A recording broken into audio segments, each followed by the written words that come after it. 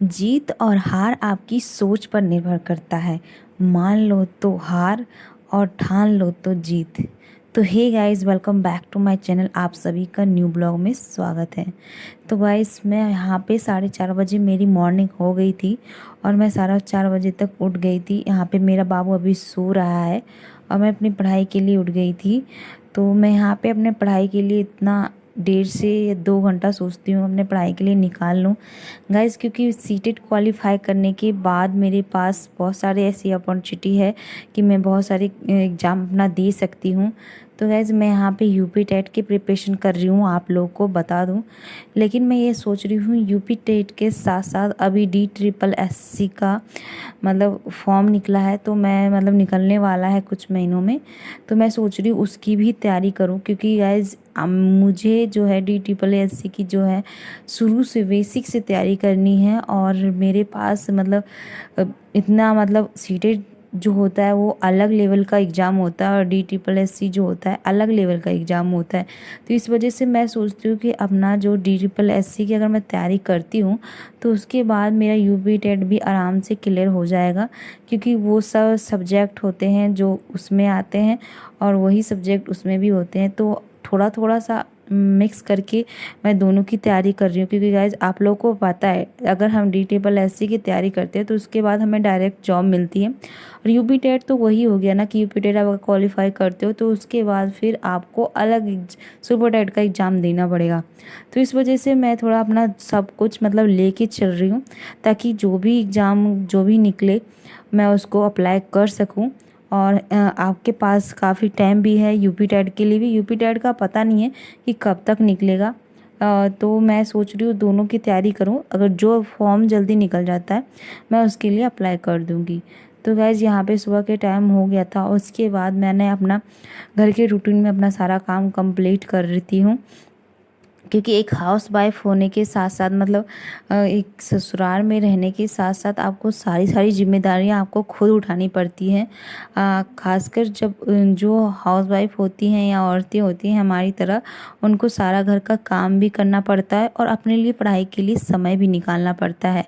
ऐसा नहीं है कि आप दिन भर पढ़ाई में ही रखो और उसके बाद काम ना करो, तो ऐसा नहीं होता है। सबको मतलब सारा सब कुछ मेंटेन करके चलना पड़ता है। घर भी संभालना पड़ता है, थोड़ा पढ़ाई भी करनी पड़ती है और बच्चों को भी संभालना पड़ता है। और भी घर की बहुत सारी सी जिम्मेदारियां होती है जो हमें निभानी पड़ती हैं। तो यही सब मैं अपना काम करती हूँ। सुबह उठने के बाद सुबह मैं थोड़ा जल्दी उठ जाती हूँ इस वजह से कि ताकि मुझे थोड़ा सा टाइम मिल जाता है पढ़ने के लिए, बाबू सोता रहता है तो गाइस, यहाँ पे मैंने अपने सुबह उठ के झाड़ू पोछा वगैरह लगा लिया था। मेरा थोड़ा सा पोछा बाकी ही था, तो मेरा माधव मेरा उठ गया था और मैं उठते हुए मुझे बहुत सारा क्यूट लगता है, मैं बहुत सारा उसको प्यार करती हूँ, बहुत अच्छा लगता है मुझे। वो अभी उठ गया था तो थोड़ा सा रोने लग गया, क्योंकि उसकी अगर अच्छे से नींद पूरी हो जाती है तो वो आराम से मतलब उठता है। और यहाँ पे उसके भी नींद पूरी नहीं हुई थी, अचानक से उठ गया था, क्योंकि मैं जब उठ गई थी तो पोछा वगैरह लगा रही थी, थोड़ी बहुत ऐसी आवाज़ होती है मेरी पायल की, इस वजह से वो उठ गया था। और ये तो मैं उसको थोड़ा सा प्यार कर रही हूँ। उसके बाद मैं उसको छत पे दे आऊँगी उसके चाचू के साथ, और चाचू के साथ या अपनी दादू के साथ खेलेगा जब तक मेरा नीचे का काम कंप्लीट हो जाएगा। और सबके साथ रहने का यही फ़ायदा होता है गाइज कि आपको ना थोड़ा सा अपने लिए थोड़ा सा टाइम निकल लेते हैं। तो यहाँ पे देखिए, मैं ऊपर दे के आ गई थी माधव को, और माधव वहाँ पे अपना खेलने लग गया था। और यहाँ पे मैंने अपने पानी गर्म चढ़ा करने के लिए चढ़ा दिया, जब तक मैं अपने आप में यहाँ पे कोलगेट कर ले रही हूँ। क्योंकि मेरा पूरा जो डेली का रूटीन होता है इसी तरह से मैं मेंटेन करती हूँ। सबसे पहले क्या होता है कि आप उठने के साथ अपने टारगेट को फिक्स कर लीजिए कि मुझे इतने तक मुझे अपना काम कंप्लीट करना है और उसके बाद तैयारी करनी है। गाइज, अगर आप सोच लोगे ना तो आपकी कोई सा भी जो एग्ज़ाम है ना क्लियर हो जाएगा, क्योंकि सोचने से ही सारा काम होता है। ऐसा नहीं है कि आप ये सोचो कि मेरा ये एग्ज़ाम तैयार हो जाए तो ये हो जाए, तो ऐसा नहीं होता है।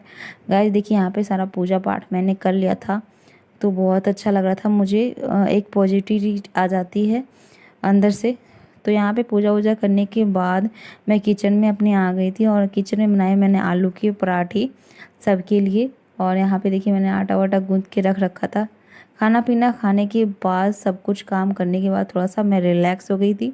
और यहाँ पे देखिए मैंने अपना सारा काम करने के आज साड़ी पहनी है मैंने। जैसे कि आप देख ही रहे हो कि ससुराल में आके मैं उसके बाद रेगुलर ही साड़ी पहन रही हूँ। पहले की वीडियो में मैं ज़्यादा सूट पहनती थी।